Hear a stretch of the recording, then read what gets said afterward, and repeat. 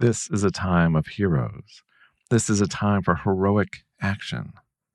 Now, that's what we call putting a positive spin on when things are really bad. And I'm not going to lie to you, things are looking bad right now, politically, ecologically. The bad news is that there's a lot happening in the world right now, as you know, that's not going well. That's terrible things, awful things. But the good news is that because things are so bad, that it's going to take everyone, everywhere, all at once to create a better future.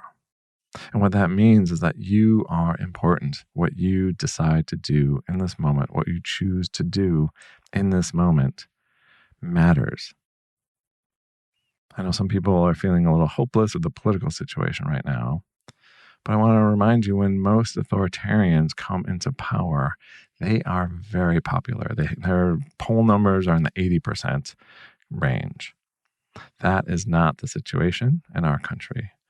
Right now, the majority opposes what's happening to this country. The majority opposes the disregard of the Constitution, due process, freedom of speech, freedom of assembly. We are the majority. What is happening right now is not popular. It's not approved of by the majority of people. So we have a choice. If we are quiet, if we do not do anything, they will get to impose their will on all of us. But if we take action, if we do something, we speak out, if we non-violently oppose what is happening to defend what is good and right in our society, to do the right thing, to defend the most vulnerable, we will win. We will prevail. Authoritarianism requires compliance. They use fear, intimidation, displays of violence in order to get compliance, in order to make people complacent. But if the people resist, if people just do not comply, do not go along with it, take some action to oppose it, they will not win. Everything you do matters. Everything you say matters. Today's episode is all about that action. How to decide what to do, what is appropriate for you, what can you do that's in alignment with who you are, how much should you be doing? All of those questions we're going to talk about today. I'm going to give you sort of a 7-step process on how to go through and decide what's in alignment with your values. I'm going to help you decide what to do to take effective action in the world. Here we go. Welcome to Resilience in Dark Times. I'm your companion and guide, Michael Glavin. If you're feeling overwhelmed by political upheaval and environmental crisis, you're in the right place. This podcast is for everyone who refuses to normalize injustice or ignore planetary emergencies.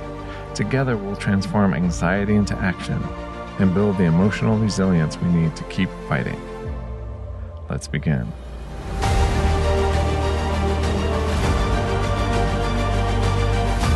Today's episode is about action, taking action in the world. Last episode, we talked about acceptance, accepting what we cannot change. It's really important to do that, to just realize there are things happening in the world that are beyond our control. We don't like them. We can have thoughts about them, feelings about them. We need to process those feelings. Then we need to get in touch with our ideals, how we want the world to be. And then we need to take action on those ideals, those values, those principles. And that's what today's episode is all about. At times like this, action is the most important thing. It's essential.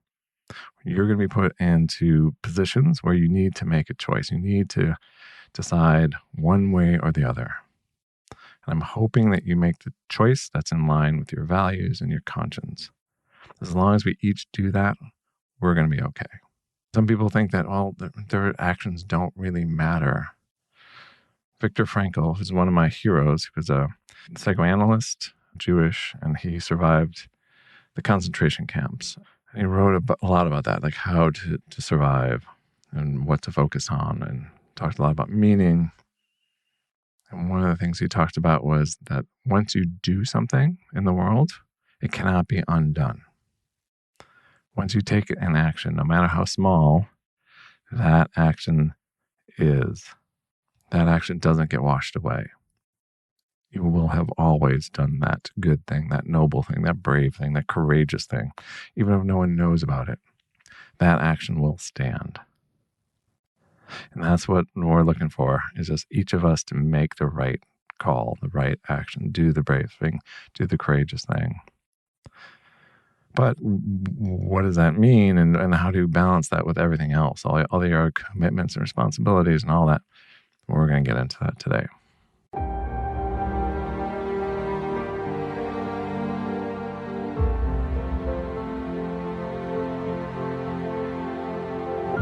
So this is a 7-step process that I'm going to lead you through. It will be available as a PDF. If you're a subscriber, I'll send out the PDF version of this. If you're not a subscriber, it's free. Just go to Substack and look for Resilience in Dark Times, or you can go to resilienceinddarktimes.com and just sign up. We just need an email address. You'll be asked if you want to donate money. You can donate money. That if you do, we really appreciate that. I really thank you for doing that, but you don't need to get the benefit. That's at resilienceinddarktimes.com to get the PDF version of this. But let's go through it. So there's 7 steps. And the first step is to start by thinking about how bad everything is right now. Politically, ecologically. Just let yourself be aware of what's going on, what you've been paying attention to, and what's not working, what's not going well. The injustice, the ecological devastation, whatever it is that most upsets you, let yourself think about that. Be drawn to that, because that is where your heart is. That's where your values are. That's where your life energy is. That's where your compassion and connection is. That's really important to get in touch with that. And first, you can get in touch with it on the negative side, the loss of that, the threat to that, the fear that that's going to go away. Just take a moment to get in touch with the loss and the fear and the darkness of our current situation and where this is heading. So that's the current situation. You need to accept that that is where we're at, what is happening right now. Not necessarily what your fears are, where it's going to go. That you don't have to accept that, but you have to accept where we're at right now.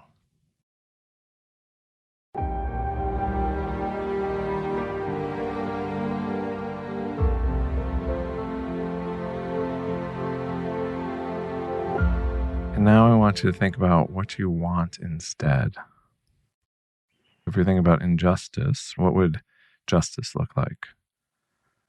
If you're thinking about the death of the coral reefs, what do you want instead? What would that look like? But I want you to envision it in all of its complexity and contingency. So if you're thinking about, say, the disappearance of the rainforest, for instance, and how it's being cut down and getting smaller, and so that is upsetting, and there's some sadness there, some grief. But that's the current situation, that it is being cut down. It is being burned for farmland.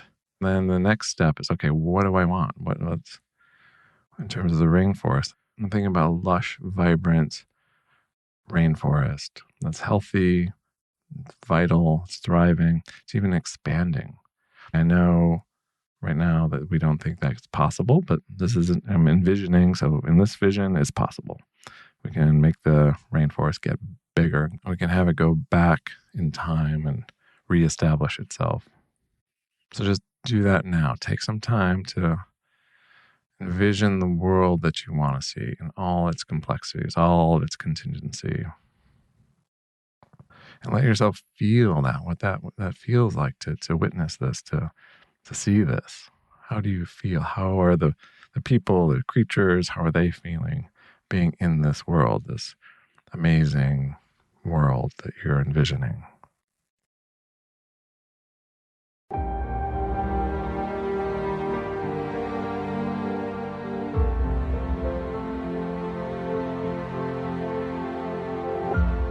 Now I want you to think about what it will take to accomplish this vision that you have. In the case of the rainforest, I imagine working with the indigenous people of the rainforest, protecting them against corporate forces so that they can protect the rainforest. Imagine working with the local population to address poverty, to reduce the need to burn down the forest for farmland, to make the rainforest a source of income for them and economic stability. Imagine working with scientists to look at the soil and how do we restore the rainforest and expand its borders again. I think about the cooperation or the integration between the human and the natural rainforest. I mean, we are part of nature, so I imagine us as stewards. And that's what the indigenous people have been doing there for thousands of years. So following their lead. I think about all the money raising that's going to have to happen and all the volunteers and the organizations and the working with the governments and working with the international community and showing the benefit of the rainforest and getting economic help from the rest of the world to support the lungs of the world. Now, this is just an example, right? But do this now with whatever issue that you're thinking about. Think of all the different ways that people are going to need to work and cooperate, and all the organizations that are going to be needed and the volunteering to achieve what you're wanting to achieve.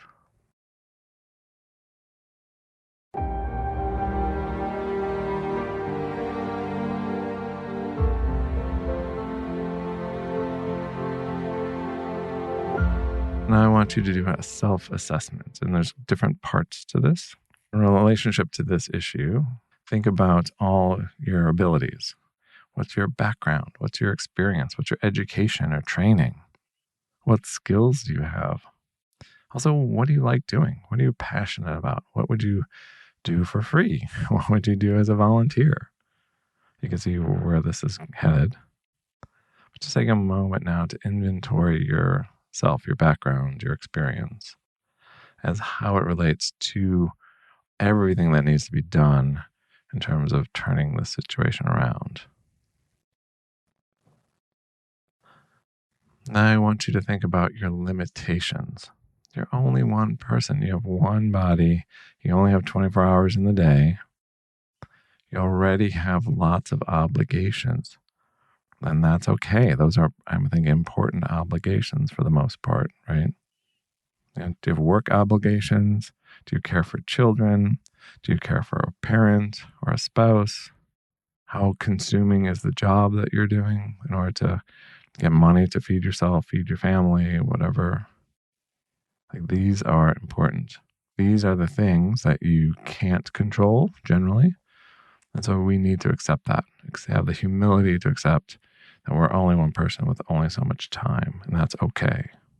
So take a moment to sort of inventory your limitations. What are the constraints that you're working within?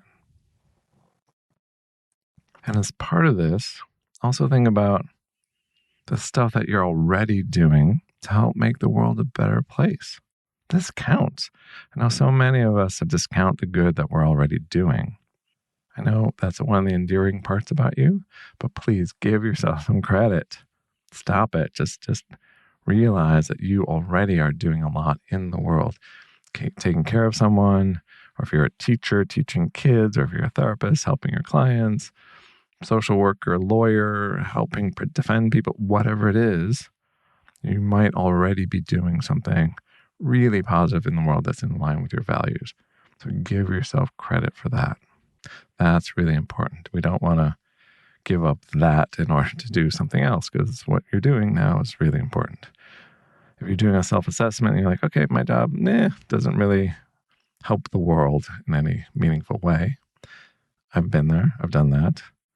I was a computer programmer for 16 years. And it was fun. It was creative. I got paid for it. And the money helped me be able to have a family, which that's really good. But it didn't really make the world better. So if you're in that situation, that's fine. And then see if there's room for doing something more. Take a minute to inventory what you're already doing. The next thing you want to assess is your level of risk. So given your limitations and your responsibilities, And your nervous system, right? So like a low level of risk, I can't take that much risk. That's fine. That's okay. Just be honest with how much risk you can tolerate.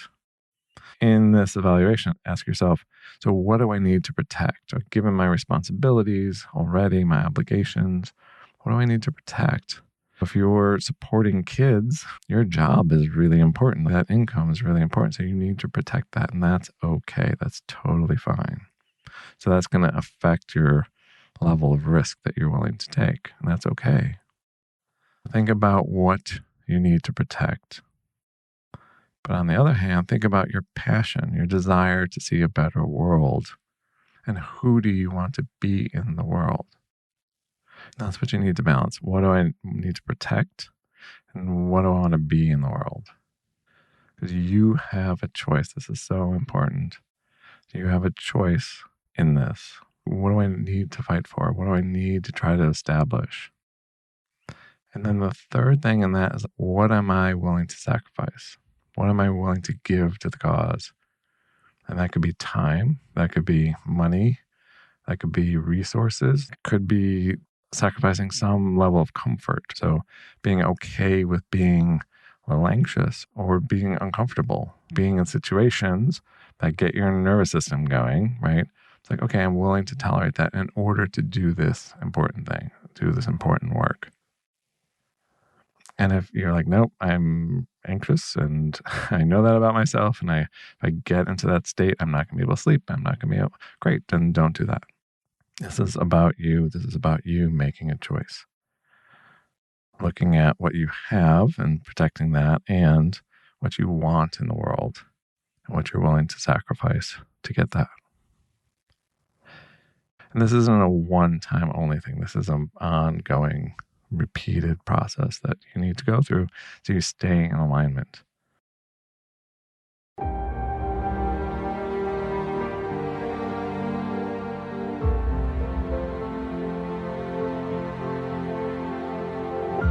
Given all of this, what seems like a good fit for you at this time in your life? Matching what is needed with who you are. What action would feel in alignment with your values? What action would feel in alignment with your skills and your needs?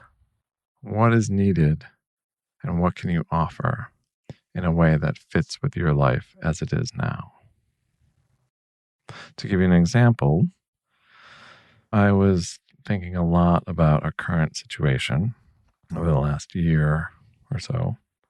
And I was looking for someone, like, okay, what is needed? What is needed in our situation? I was like, okay, we need someone who has a background in politics and political theory and political activism. And we need someone who sort of understands things philosophically, has a general philosophical understanding. And we need somebody who is rooted in psychology, who knows the emotions and how to process this. And I was looking for that person, looking, I was like, that person's me. I don't want to be that person. I have a dread fear of speaking into a microphone. It has afflicted me my entire life. I have backed out of so many things because of fear of public speaking. But I also had a desire to be able to speak in public. And so I've been working on that, but never crossing over that line. But here we are. And, if my kids were still toddlers, I wouldn't be doing this. But the life situation and the need and my background aligned. So I was like, okay, even though this is uncomfortable, even though it fills me with dread sometimes, and it's getting better, I need to do this. I need to try to do this. I need to use my voice because I have this background, because maybe I can help someone. So that's why I'm doing this. And I have to say, it feels so much better for me. I am in discomfort, I think like you are, because of the world situation. But I also know that I'm doing exactly what I need to be doing in this moment. And that is worth everything. And that's what I want for you. That sort of, it's like a chime that's just like the perfect note that just rings and fills your soul and reverberates in your whole being.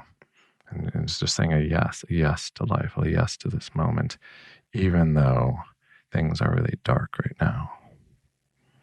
There's still a yes we can say. And that yes is when we're in alignment with who we are, where we are, and what we need to be doing in this moment. Okay, that's what I want for you.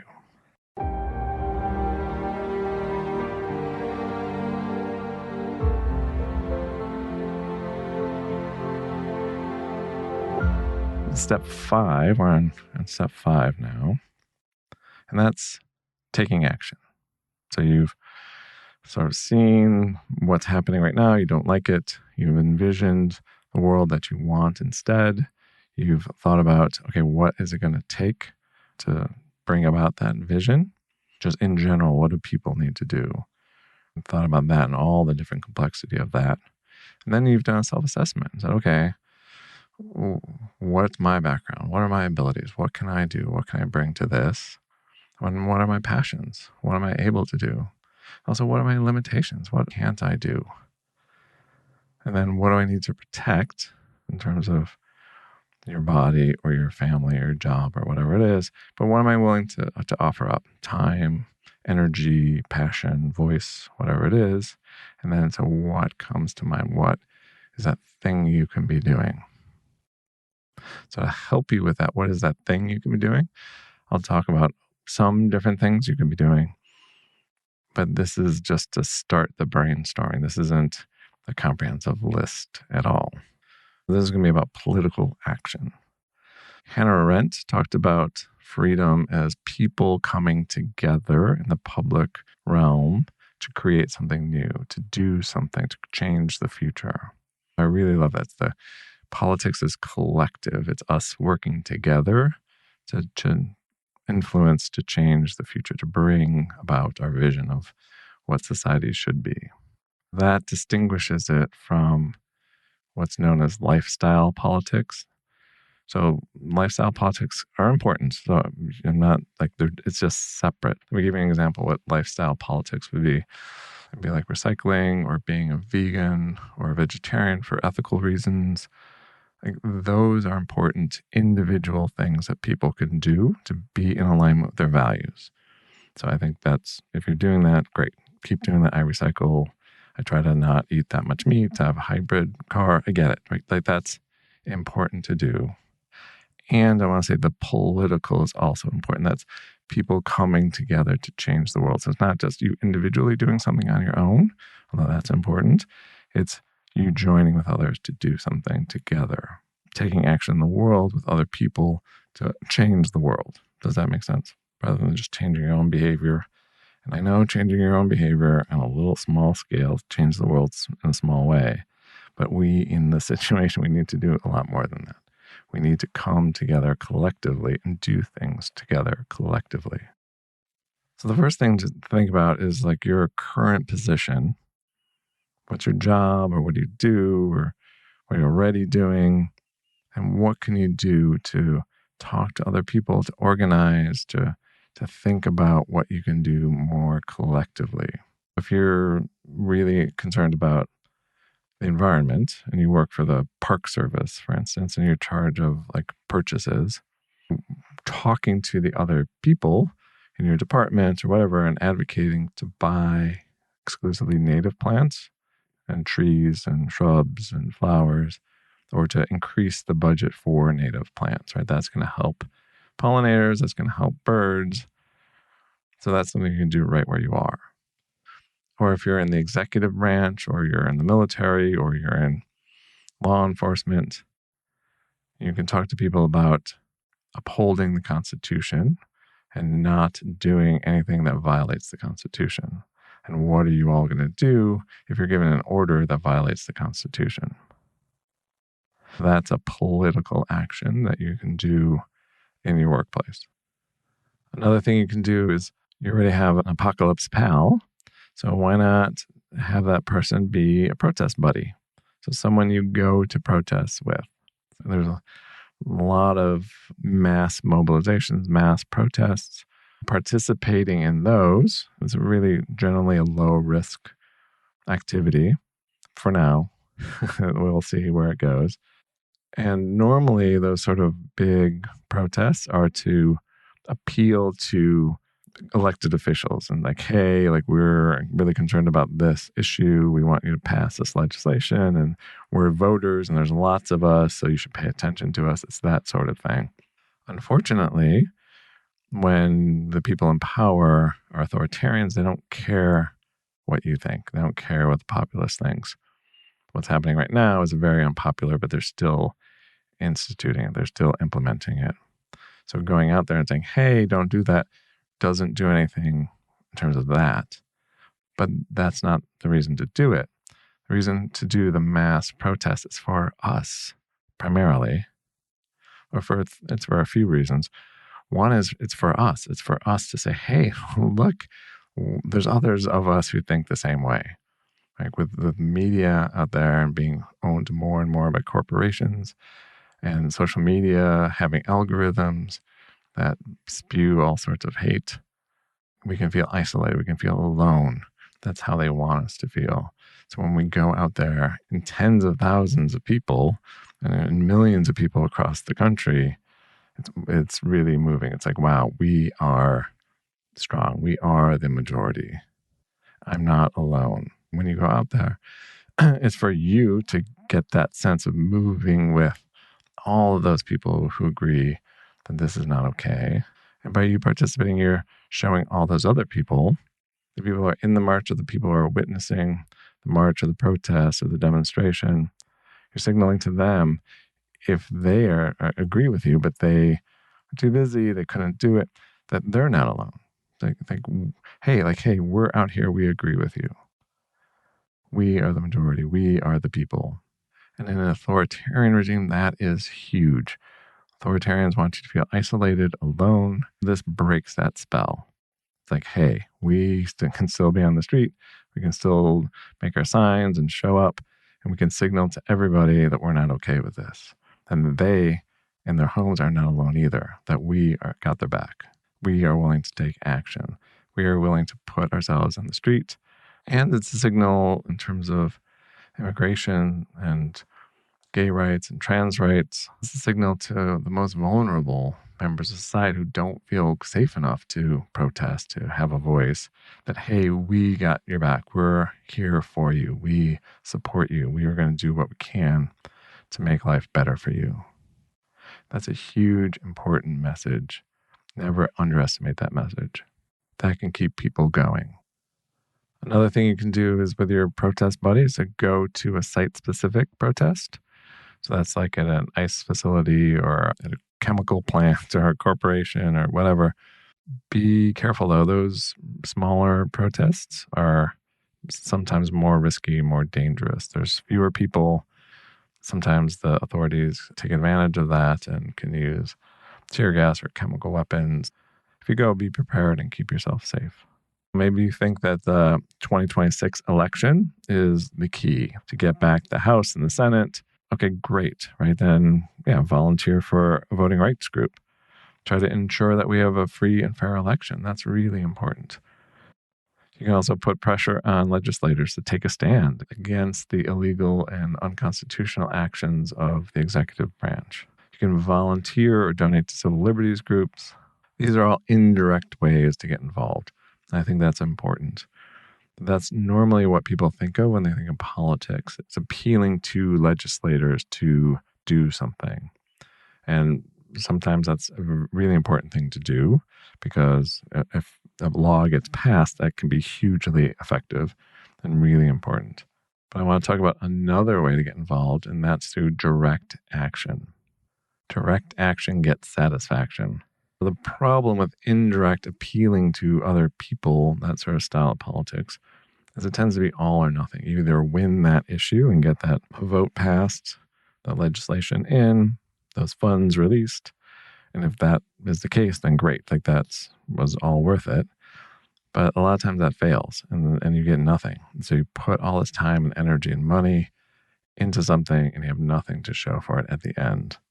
But again, it's not to say to not do it, but just be aware of that. As opposed to direct action. Direct action is doing the thing that you want in the world. If you think that feeding homeless people is a really important thing to do, then you start a soup kitchen and you feed homeless people. That's what you do. So there's Food Not Bombs. It has chapters all over the place that they get together. They get donations, raise money, collect food. A lot of it, was going to be thrown away, and they repurpose it and cook it and serve great meals to homeless people or to anyone who shows up, which is a great thing. So that's you're directly doing something. There are mutual aid groups all over the country. Those are groups who give resources to people who need them. Toiletries, medical medicine, shoes, clothing, whatever is needed, people give that to them. And so it's an organization that does that. There's also free stores setting up all over the place. You can set up a free store, you can set up a food pantry, whatever you think my community needs this. And so the benefit of this is that it's direct. It directly helps people's lives right now. That's why it's called direct action. And another benefit is the psychological well-being of being involved in a group like that. You see the impact you're having. You see the people you're helping, their gratitude and appreciation and the improvements in their lives. You're making a direct impact. You can see yourself doing good in the world. This is really significant. Another thing, what you're doing is you're building a new society in the shell of the old. So the old society is starting to collapse. It's starting to fall apart. Services are being discontinued, denied. And so you're stepping into that vacuum and saying, no, we want a society where we take care of everyone. And so we're going to do that. And so you start to build these institutions which are ongoing. So with the indirect model of, say, legislation, if it doesn't pass, that's it. Like you have to start all over. With this, it's an ongoing thing. It's an ongoing, sustaining thing in the world that's really helping people. The downside, the limitation, is it's limited. It's local. It's as much as you can do. That's all you can do.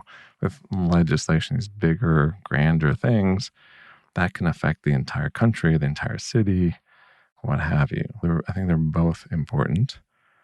But I just want to open up that avenue, that option, because a lot of people don't think about that, getting directly involved. And to do this, you need other people. You need to come together. And that creates the community that you're wanting in the world. And this can be people working together for the environment or ecological stuff, or it can be for social justice. But that is, you're literally changing society. That is political action.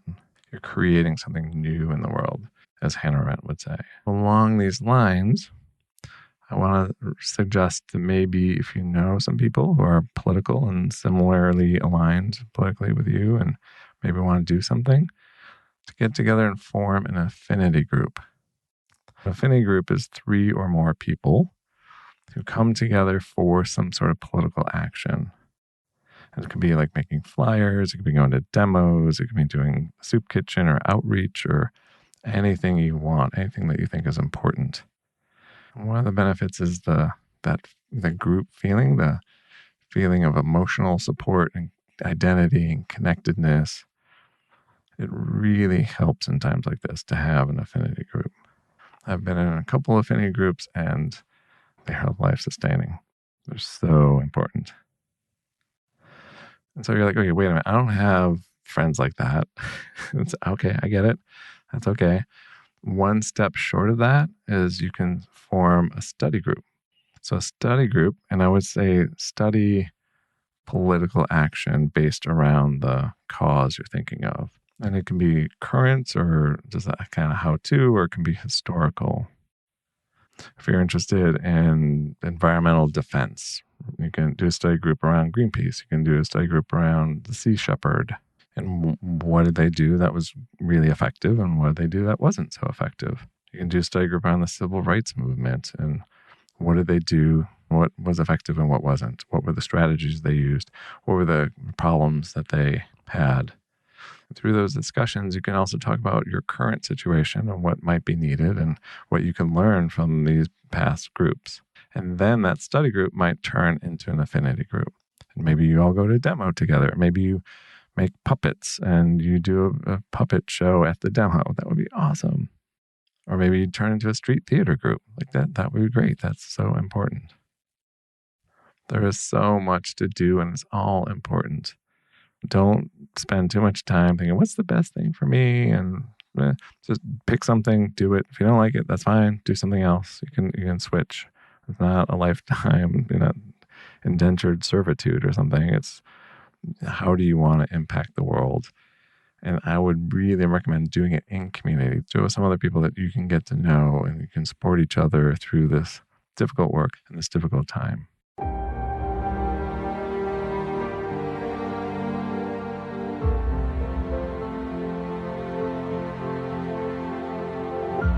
I'll give you another example from my own life of this process. Before the pandemic, I've been really concerned with the loss of pollinators and the loss of wilderness and the state of the world ecologically. And then I read a really great book called Bringing Nature Home by Douglas Tallamy.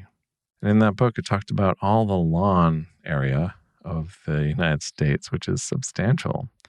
And the author was talking about if you just take half of that and plant native plants, what that would do for insects, pollinators, and birds, and how that would tremendously change the ecological situation in the United States, for instance.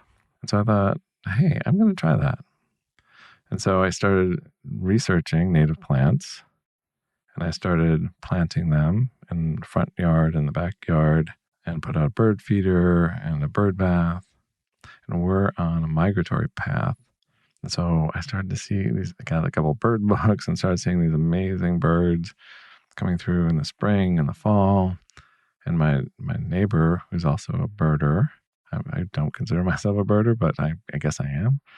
He said in the couple of years I've been doing this that the bird population in our backyard area has gone up significantly. And he credits my native plants for that because we would get hunters for all the insects. I'd leave out logs and some stone piles. And so we would get birds that don't come to a feeder would come and hunt insects in our backyards. So we get all those birds. And the bird bath, some of the other birds that would just needed a bath and after their migration would hit the bird bath with their little slippers and their towels and stand in line, and the little rubber ducky, and the goldfinches would go and eat the seeds that would leave up all winter. It was so rewarding to be part of that, to be part of nature in that way, to help give back something, and to know that I was helping sustain these bird populations and restoring the land back to what it was, back to the native plants.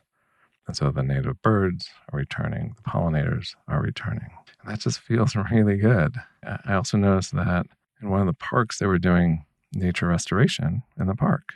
And so I inquired and I joined this group to volunteer for native restoration. And so we weed stuff, we mulch, and we plant native plants. And it's just great to see that area thriving and growing and becoming more wild, being part of that rewilding of that park. So I really want to encourage you to find what that is for you. Find that niche. Find the way that you're in tune with the world and you're acting in ways that are in alignment with your values and in ways that the world really needs right now.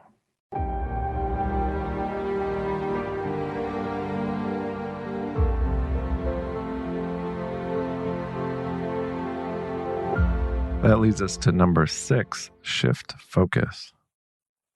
As we talked about before, if you focus on the news, your nervous system is going to be fried. There's so much bad news out there. You should not be focusing on the news primarily. If you focus on how you're feeling, you're going to be on an awful roller coaster ride for the next 3+ years. There is no amount of self-care that can make up for how bad things are right now. So don't primarily focus on your feelings. What you need to do is focus on the action you're taking in the world. Focus on the impact you're having on the people, on the planet. Focus on the good that you're doing and how you're helping people's lives. There are a couple benefits to this. One, if you're doing that, you're not going to be focusing exclusively on the news and getting all of that negative input, which just makes you feel worse. And you're focusing on the good that you're doing in the world, and that's going to make you feel better. That's where the sort of direct action has a bit of a benefit over legislative action, because that's harder to see. It's harder to, so you get less emotional benefit from it. Doesn't mean it's not important, but if you want the psychological benefit, really helping people directly is the way to get that. And I want to say that what you're focusing on here is not so much the outcome, because we can't control the outcome, but you're focusing on the process. Am I, doing what's in alignment with me and my values and what the world needs? And am I being effective?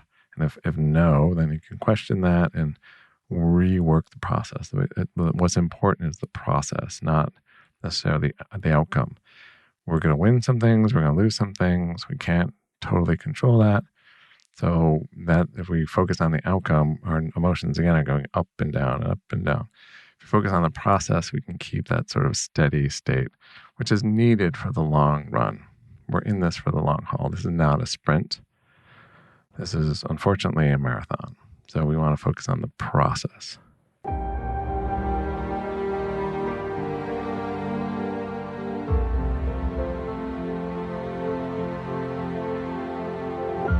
Finally, number 7, how does our action relate to everything else?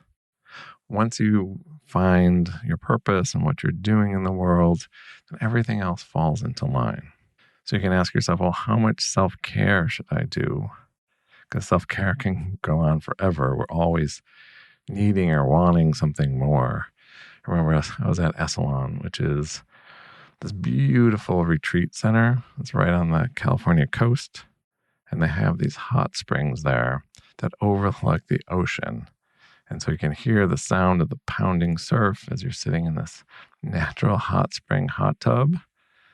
And my mind went to, this would be better if the hot springs were over there, because I would get a better view of the surf. And I just had to laugh at myself. Like, even in like this most idyllic, perfect place in the world, even when I was feeling so great and relaxed, my brain kept thinking, oh, I could do a little bit more. It would be better if this, right? So that's just the nature of the brain, right? So there's no end to amount of self-care you can get.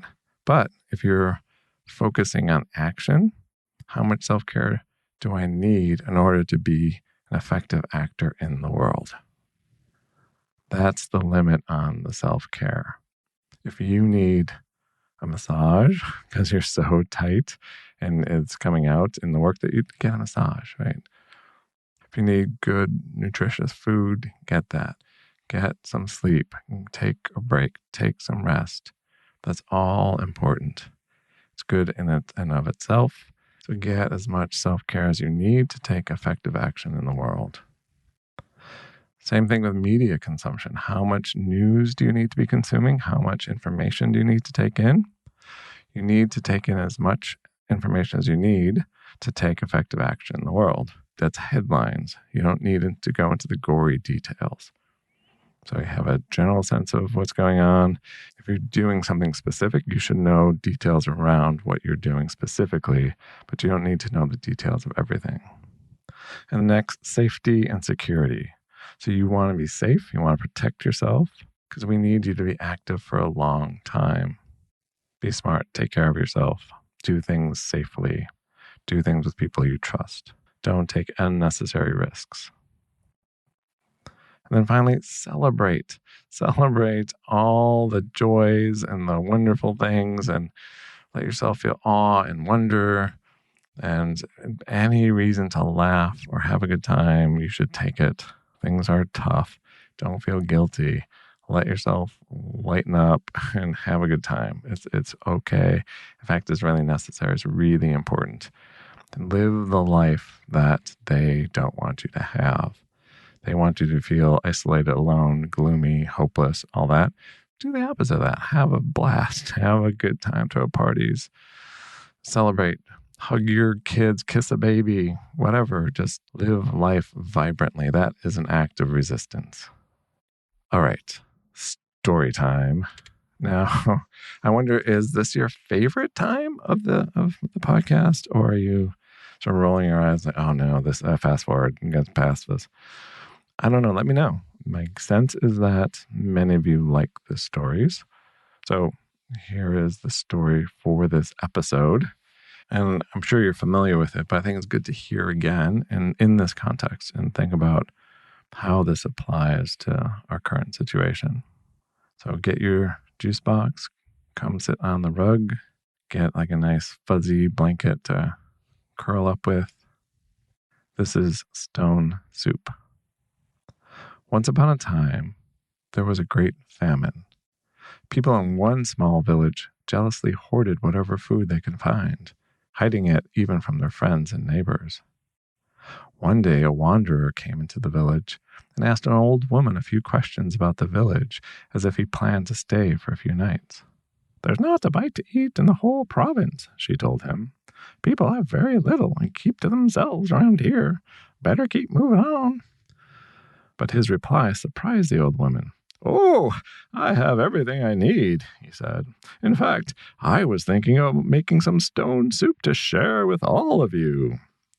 He pulled a large cauldron from the back of his wagon, filled it with water, and built a fire under it there along the side of the road. Then, with great ceremony, he opened an ornate wooden box and withdrew a velvet bag. When he opened the velvet bag, he took an ordinary-looking stone from inside the bag and dropped it into the water. Bloop! Some of the villagers stirred as they saw him preparing to cook and share a meal.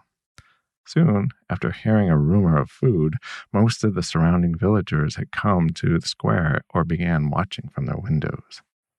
As the wanderer sniffed the stone soup broth and licked his lips in anticipation, hunger began to overcome their skepticism. "Ah," the wanderer said to himself rather loudly, "I do like a tasty stone soup. Of course, stone soup with cabbage that's hard to beat." A few minutes later, a villager approached hesitantly, holding a cabbage he'd retrieved from its hiding place, and added it to the pot. "Excellent," cried the wanderer. "You know, once I had stone soup with cabbage and a small bit of salted beef as well, and it was a meal fit for a king." The village butcher managed to find some salted beef, and the wanderer began to smile. He commented on how good potatoes were when added to stone soup, and soon there was a villager who brought 2 nice potatoes to add to the cauldron. It continued for nearly an hour, and soon the cauldron saw onions, carrots, mushrooms, and other items added as well, until there was indeed a delicious meal nearly overflowing within the cauldron he had placed above the fire. The villagers all enjoyed a delicious meal together, laughing and talking amongst themselves. Many could not remember the last time they had spent so much time with each other, and each of them thanked the wanderer for his gift of the magical stone that he had brought. A few of the villagers offered the wanderer money for his magic stone when he took it from the cauldron and placed it back inside its velvet bag, but he refused to sell it and explained that he would need to travel to another village the next day. Before leaving, though, he told a young boy that there were many stones just like the one he had used along the river, just a short walk outside of their village. And he told the boy that it was not the magical stone that made the delicious soup, but instead was the many contributions of the people in the village that made the meal such a success. So what can we learn from this story? At first, everyone is afraid and trying to go it alone. They're all assuming scarcity and have an understandable but misguided individualistic response. They're all hoarding what they have and staying isolated. The good stranger assumes abundance and generosity. One by one, each of the villagers is enticed to share what they have in order to benefit from the collective good. Their actions of selflessness and generosity create the conditions of abundance which they all share in, and in so doing create community and connection.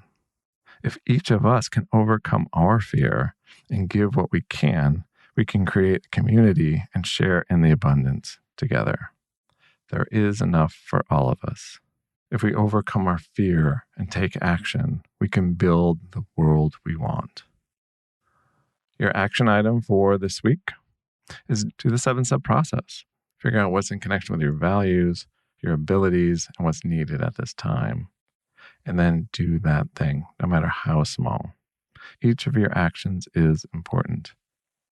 The choices you make are important. Together, we will get through this. So I have this 7-step process in a PDF, as I mentioned. And so if you go to Substack and subscribe, I'll send that out to you for free. You can donate if you want, which would be awesome, but you don't have to. Next episode, I'll talk about how you are more than you know.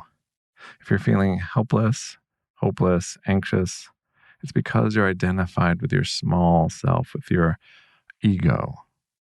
Resilience stems from connecting with that which is greater than ourselves. So next episode, we'll talk about ways to do that.